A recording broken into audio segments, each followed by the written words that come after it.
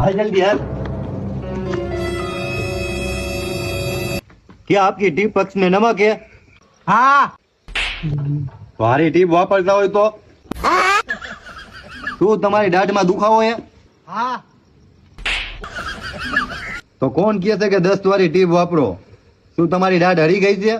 હા ભાઈ હા, મારી દાઢ દુખે છે તો શું કરશું? તો આ ટીપ વાપરો નોની.